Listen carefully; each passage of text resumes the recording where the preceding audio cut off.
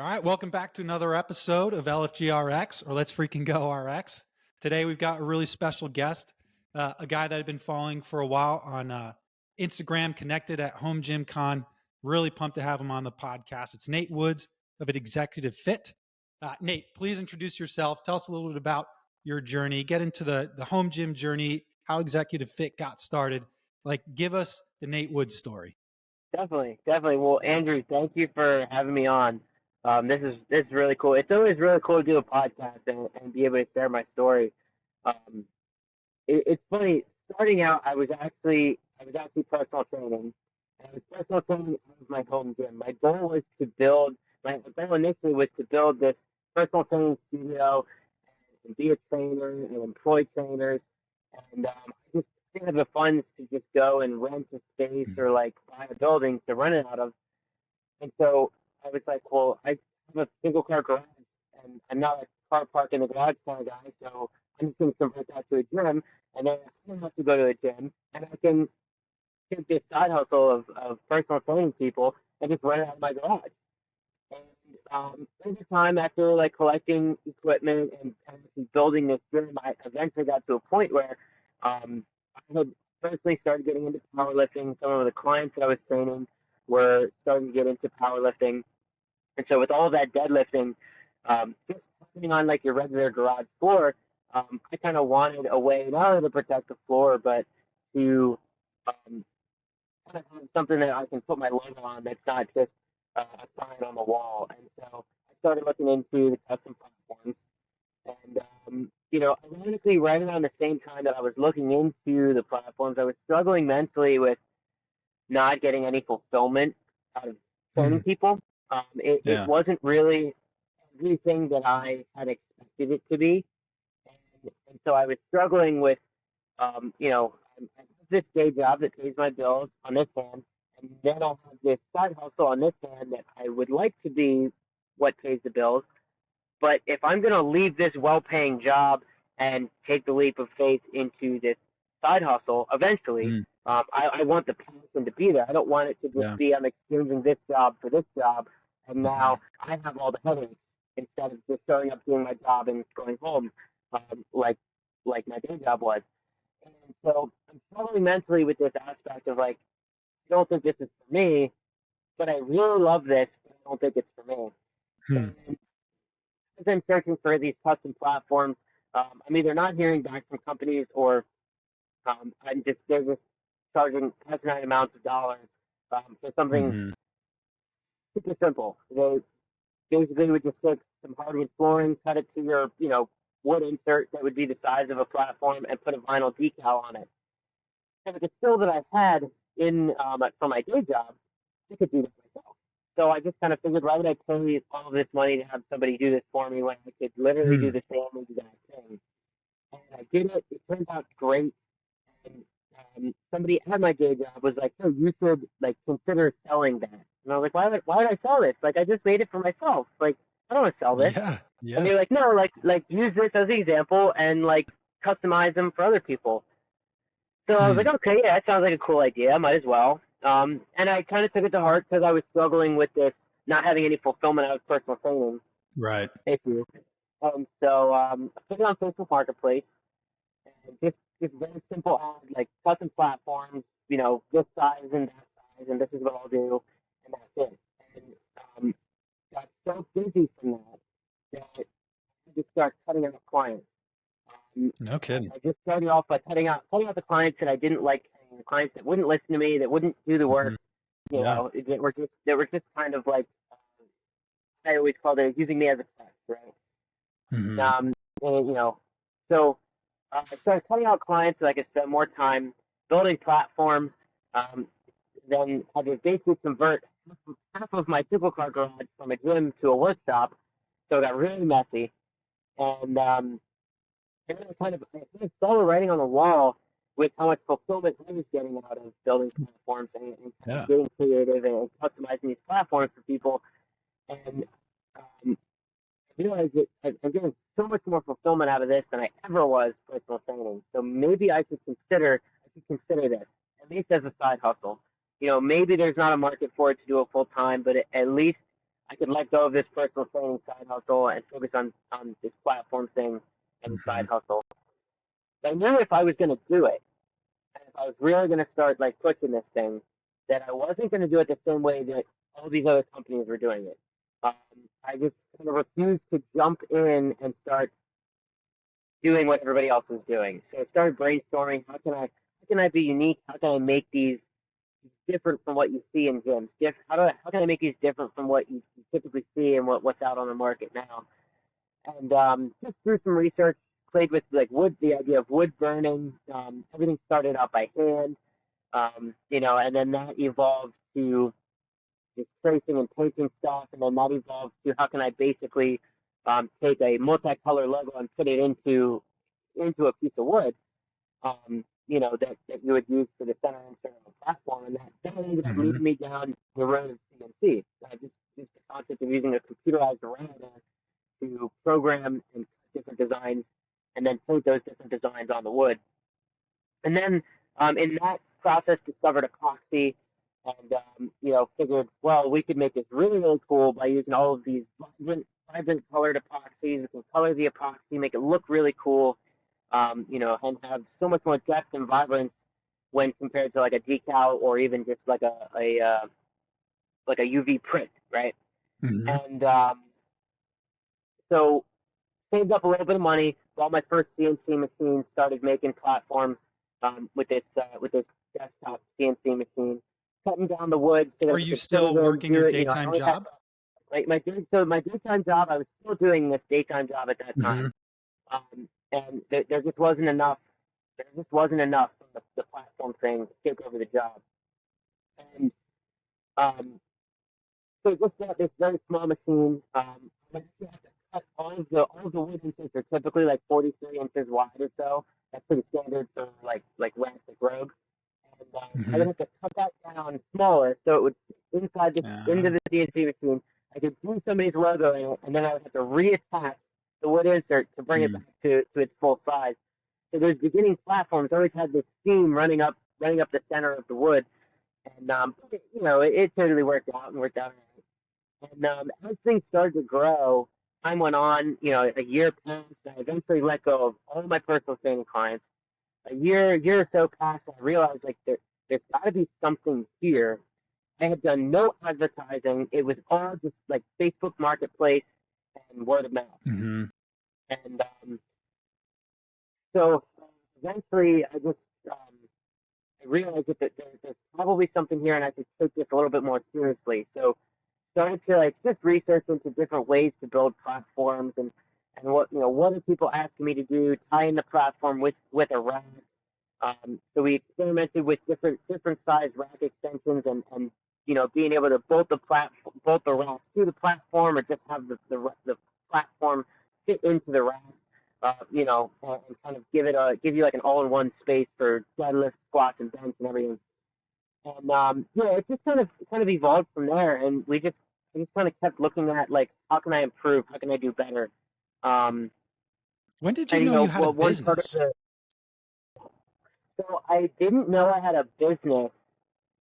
I would say I didn't know I had a business until my boss came to me and said, "You either have to walk away from this job." Huh. This is my boss at my No day job. kidding. My boss said, "You either have to walk away from this day job, or I have to put you somewhere else in the company that doesn't matter as much. Not that it Hmm. didn't matter. I have to put you somewhere else in the company that's not as critical as a position as you're in, because you can't be here." I literally got to the point at my day job where I would show up at 10 a.m. in the morning. That was the agreed upon time. I'd go in at 10 a.m.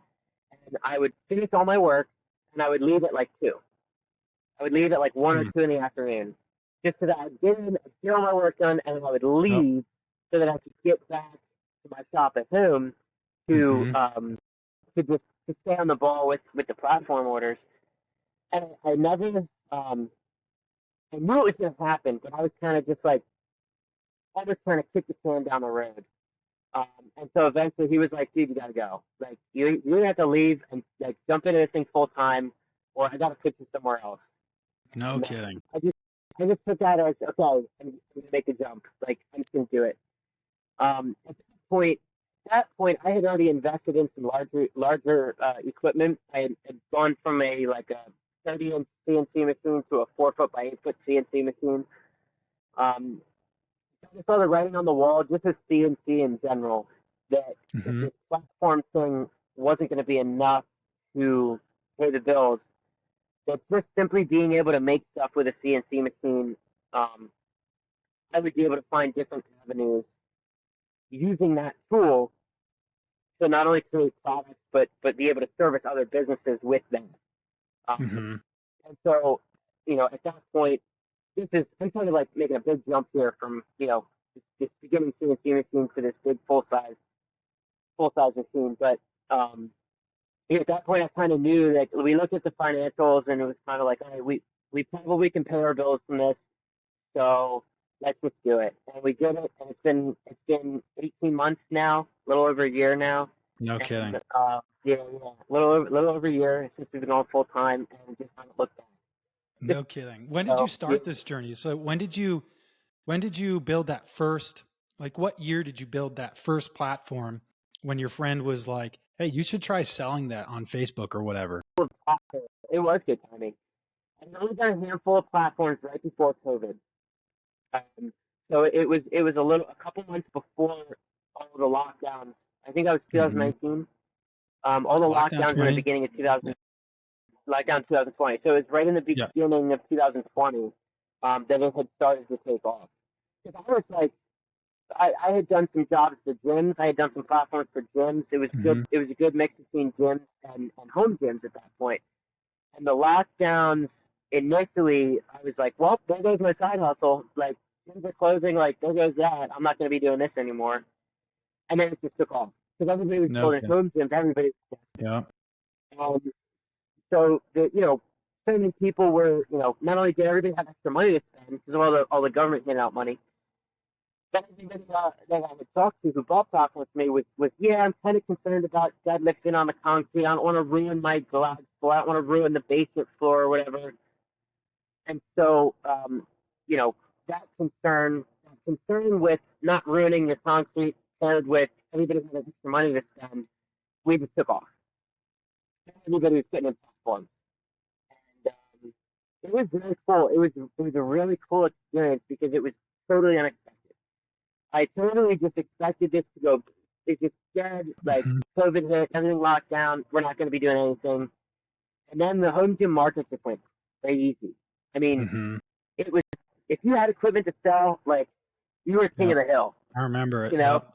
I remember. And so yeah, so it was that very first was like right before COVID hit, and Hmm. um, I just hoped that it was going to keep going. I mean, we we were in our first house. Me and my wife were in our first house right at that time. Things started taking off. We had put our house on the market right before COVID hit. So right at the same time, the platform thing was taking off. We put our house on the market. We knew we needed a bigger house. We were outgrowing our first house as a family. And so then we were like, well, you know what? If we're gonna get a bigger house, we might as well find something with a shop on it, or big enough garages Hmm. that we can have a garage for a shop and a garage for a gym.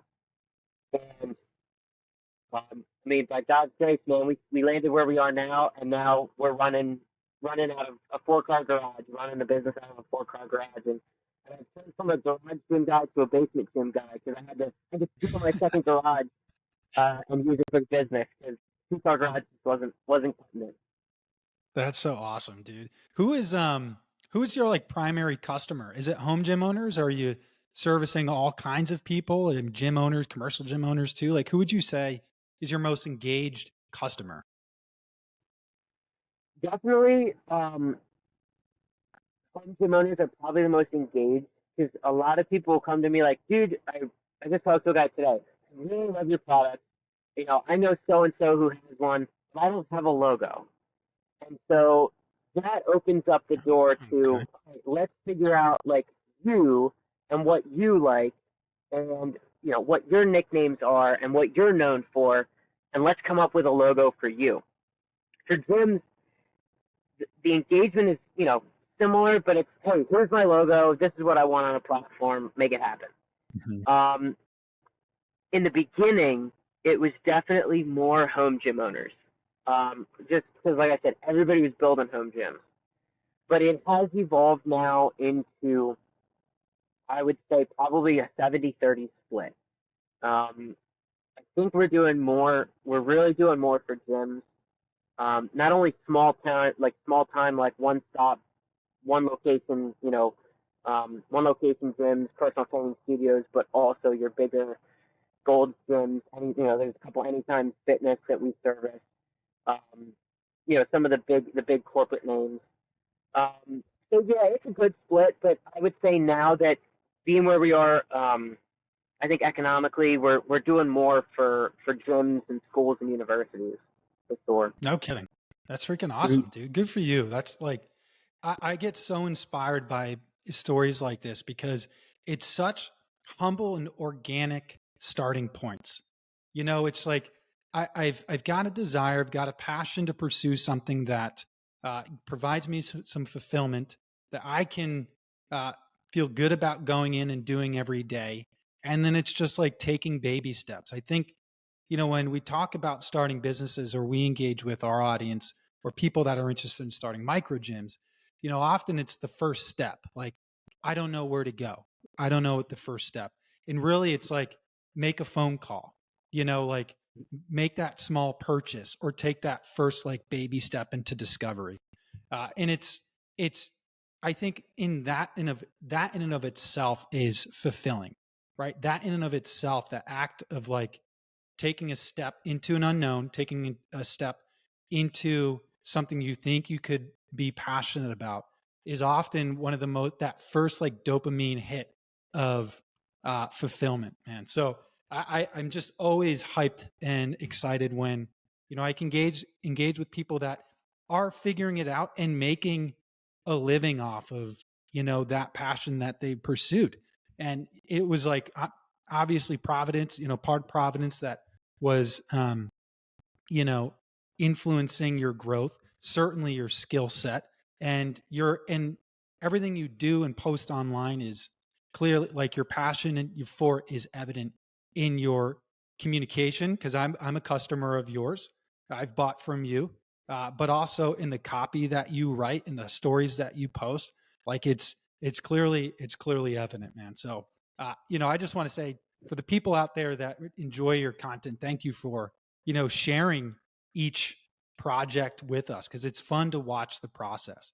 Along the lines of process, Mm. so there are going to be people that are listening because they're stepping into this custom platform build, space, if you will. They want to fill this niche because they've identified it in their area, that I could be one of the people that provide this custom service to others. If you don't mind, without getting into your trade secrets, can you tell us a little bit about your workflows, the technology that you're using, some of the nuance and granular specifics about the tech that people might want to look into, the software that they might have to purchase or get a license for? What does it look like to receive that order, and walk us through some of those steps to actually be like, okay, I can package and deliver this to my client. That's good. So it's a lot of um, really basic, kind of basic stuff. So everything basically goes through the website, which is Shopify. So Shopify has a really nice way of kind of organizing open orders for you. Mm-hmm. And it's all done based on like when you start, who placed the order first, and to the most recent. So um, a process that I use is I have a tape board in the shop, and it's really simple. When somebody places an order, they I print the order sheet so I don't lose track of it, and then it either goes in the office up on the wall and like it's kind of on the queue pending to get started on, or if I have an open slot in the shop and I can start on it right away, it goes on the production board. Hmm. I like to have like the tangible, like, all right, I see this order, I see this order, I see this Yep. order. The Um, analog. Yeah. and part of it, yeah, the analog. Because when I open my phone, every time I open my phone, and something's gonna distract me. If I Yep. open my phone to look at orders, I'm gonna be like, ooh, shiny object, and then like an hour goes by, and I'm like, what was I doing in the first place? So I Yeah. like to have physical job sheet up on the wall in the shop, and that kind of helps me in the mornings. I go out and look at like what can I work on today. I mean, usually I just know up here like all right, this job's gonna be ready for that, that job's gonna be ready for that. But really, just that in terms of processing jobs through the entire process. It's just having that simple like production Hmm. board I can reference to keep me guided on things. In terms of like technology, like from what I've seen, there's only a couple of different ways that people are putting logos on platforms. My way, which is the epoxy inlay way, which obviously requires CNC machine or some type of heavy duty laser engraving that you could etch out a pocket and fill with epoxy. Um, there's the UV print that you would need essentially a full size printer for, like a full size flatbed printer. The technology for that's like really, really expensive, but Hmm. being able to print on a 4 foot by 8 foot surface is really beneficial and would obviously open doors for other avenues. And then the other one, which would be just like a vinyl decal, that's like definitely entry level technology that anybody could use. Okay. Cricut, most people do the vinyl decals with the Cricut. That's the huge name. And then that would be I think your desktop model, desktop Okay. kind of brand. And then you can obviously get freestanding versions that are larger format. You can be able to cut larger decals. But in terms of putting logos on those three methods are like what I see out there. I haven't seen too many people other doing the epoxy inlays, but when you got to buy equipment like that, it kind of there's a huge barrier. There's that kind of Right. barrier comes into play. Do you have the space for the equipment? Do you have the money for the Hmm. equipment? Like if this is a side hustle, do you want to put forth X amount of dollars, tens of thousands of dollars in equipment just to be able to do this? And weigh your risk and reward with that. But um, yeah, and then fulfillment, like the fulfillment process is really simple. All the platforms that we do go out LTL. So we work with different LTL carriers. Some we work with directly. Sometimes we work with a broker, depending on where our customer is in the United States. And it's just not super involved. It's you go on the website, you type in, this is the equipment I have, and they spit you out the price and all right, schedule pickup, and they show up and they take it. It's in terms of technology, if I could do everything over the phone, I probably would, and just get rid of like the computers and Hmm. everything. Yeah. Like if I could take orders over the phone and then like use what I'm gonna do to make it, and then call a freight carrier to come pick it up, I totally would. Um, but Yeah. the kind of in terms of technology, I don't know. I think for me, learning new technology is always hard. Yeah. And so, Yeah. I like the think it's true for fulfillment anyone. oh, absolutely. And like the fulfillment and tracking process was kind of like just a technique you pick up on. Um, Okay. Learning vector design to be able to use the CNC machine took the longest for me. And I think a lot of people, particularly when they get into CNC, they buy the CNC and they're like, all right, I have to now learn how to use this machine. And then, oh crap, I didn't know that I would have to learn how to use this software too. I thought Right. the machine was it. And so, there's two variables there, the interface software and then your design software. And so learning vector design, which a lot of people refer to as CAD design, that was very challenging. Now, did you Especially, learn it yourself? Take classes? Like, how did you pick up that skill set? Because you're running a business, you're getting orders, you have to learn it on the fly. You still have to fulfill those orders. So, how did you manage learning an entirely new software and process, frankly, while running the business and fulfilling the orders? I'm assuming you're a one or two man show right now. So, mhm, most of this is on your plate.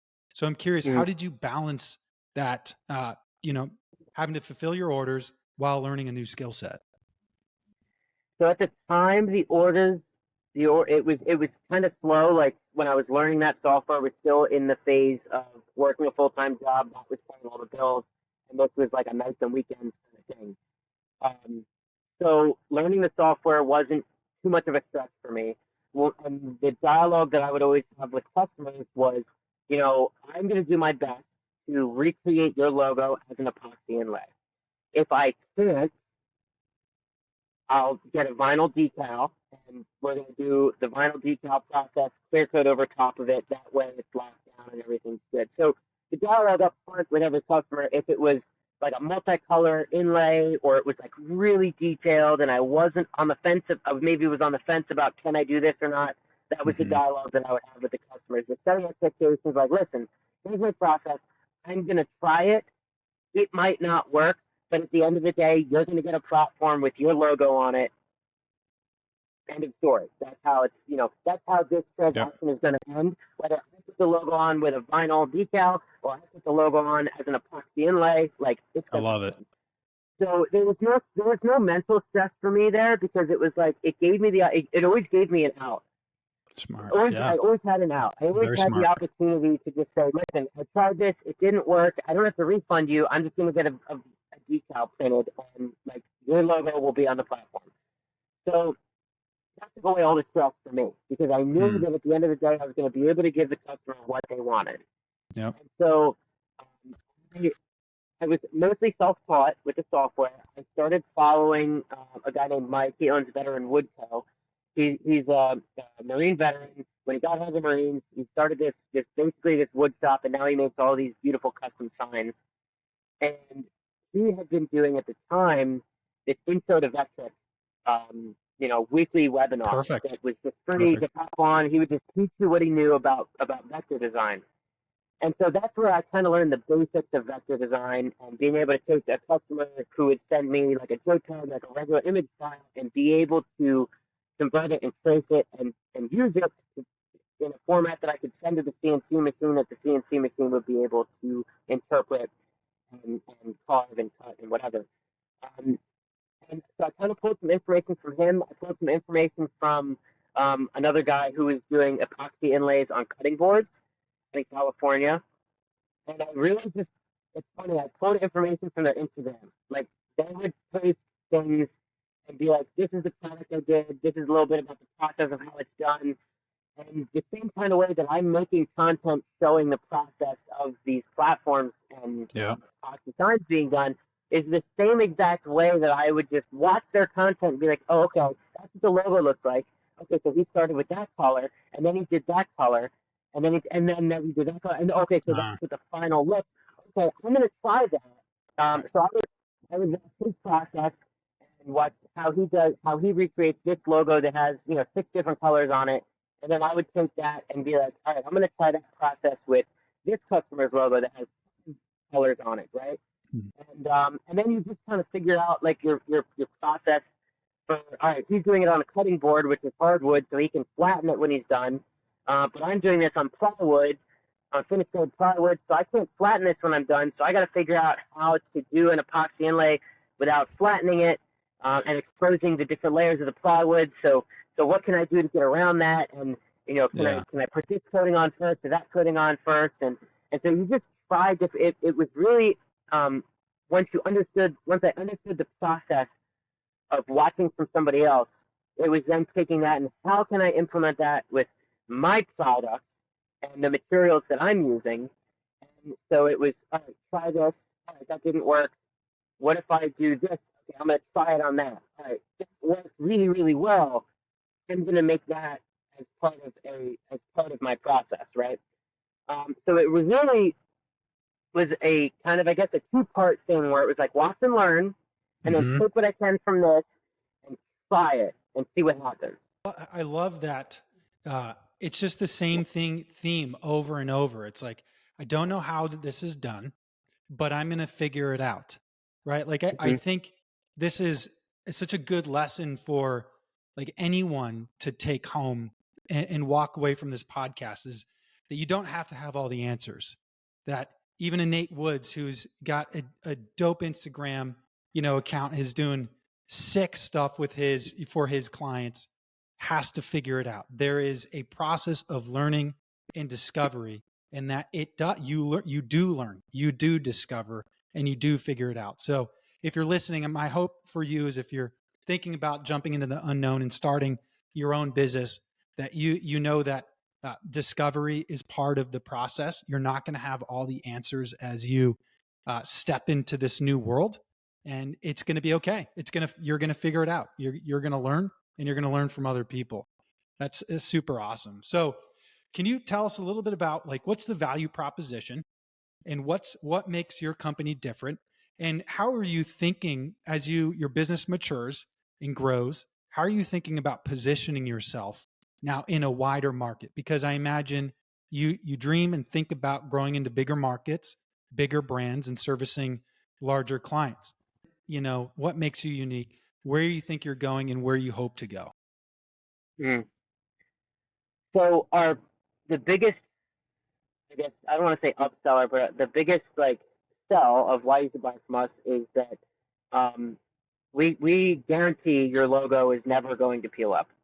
Um, Love it. I can't tell Love you it. how many gold gyms I've been in where, and other gyms where, the logo is a vinyl decal and it's 3/4 of the way gone, or it's halfway gone, Yeah. or all of the edges are starting to just like curl up, and it's like, Yeah. yeah, Yeah. not only Yeah. does it not look good, but it's like as an owner, it's like if I own the facility, I would look at that and go, man, that's an eyesore. I would almost rather you just rip the whole thing off and it just be like wood Mm-hmm. instead of my logo on it. And so we can guarantee that your logo is not going to peel up.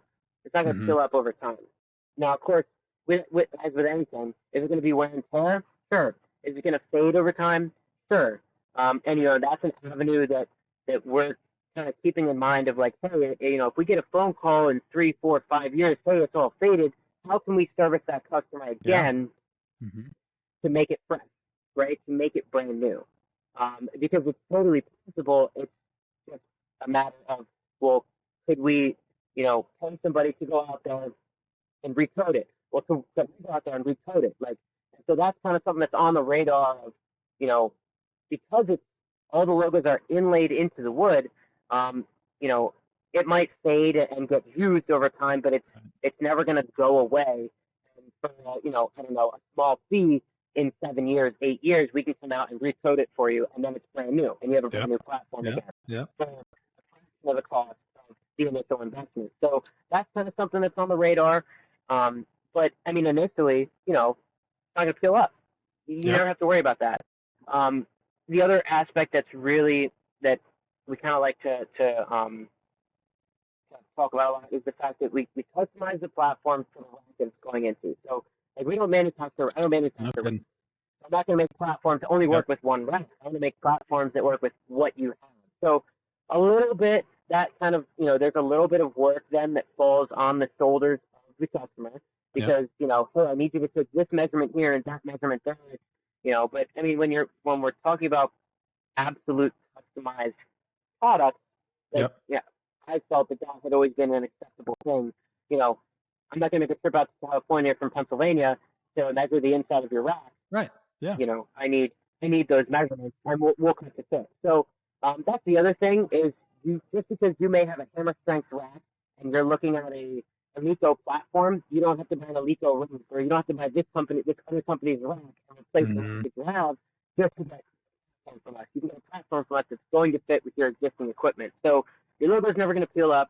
We're going to make it fit with whatever equipment you have. I mean, that's kind of the biggest thing, some of the biggest things. One thing that will never leave my mind is when I was first looking for platforms, the companies that I would call, some of them would never even get back to me because they were too busy. We could see from their photos on their website that they were too busy with corporate installs, Right. doing 10, 15, 20 platform jobs, to worry about the guy that just wants one. So Yeah. as we continue to grow and scale, my goal is to make sure that our systems and our processes stay the same in a way that not only can we service the school that wants 20 platforms, Yeah. but we can also service the gentleman that wants one platform for his garage gym, and we can make that process. Maybe it doesn't look the same for each customer, but I will forever have the ability to customize a single platform for a single customer. I love it. No holds barred, period. Like, that is no questions asked. We will never stray from being able to do that. Just because it was so frustrating for me as a personal trainer, as a potential customer, just to talk to somebody or to get some information or to get some pricing, on it. And so that's something that I don't ever want to lose as we continue to scale and grow. Because obviously, like you said, like, we're going to be scaling, we're going to be growing. We're focusing on schools. We're starting to get into the local schools here in Pennsylvania, the awesome. schools, universities. Obviously, gyms, some gym owners have owned multiple locations, so they need, 5, 6, 7 units or whatever. We want to be able to service them and grow the business to be able to do that, but also still be able to service the single guy. And I think that really comes down to just putting processes in place that allow us to be able to do that. Hiring people when we need to hire people, and just making sure that we can be thorough with everything and not let things fall through the cracks or, on accident or on purpose. So, that's not going to be worth the investment, so we're not going to, we're trying to get back to that. I don't like that. I don't like that business model. I don't like that mentality. So that is really important for us. I love that. And thanks for sharing that. And I think that one, even just for a listener, is going to go a long way in building trust for someone who's just engaging your content on this podcast, but also for your customers, knowing that that's a commitment you're making to them is going to keep people coming back to you for new pieces that they want customized. Dude, I think it's awesome, man. I'm excited about that. And I'm excited to watch it grow. It's been fun watching it, certainly since we connected at Home Gym Con, and I'm pumped for you because it's evident that you're busy and you're putting out fantastic equipment. So I've got a couple questions left for you before we wrap up. One of them is, if there's someone that would like to explore this as a potential business venture for themselves as a side hustle, what is some of those early lessons that you learned that they could apply if they decided to take that first step in starting a side hustle? If you're shipping something, give them the exact dimensions, and you can't just, if you're getting into the realm of shipping via LTL freight, they don't care about what you're shipping, and give them the exact dimensions. So a funny story about that, it was one of my very first shipments that I ever sent out. It was going all the way out to California, and it was on a 4-foot by 4-foot pallet, 48 by 48 pallet. And so that's what I input in. Yeah, it's on the 48 by 48 pallet. That's the size of the pallet. Well, it had overhung a bit. And, so when I sent it, they picked it up, they sent it, it got delivered to the customer, and then the bill came in the mail. And what happened was, because the dimensions were not right, I'm not going to put this company on blast. They deleted the discount that they gave me, because when you sign up as a shipper to send LTL, they give you a discount. So not everybody that ships LTL never pays like retail rates.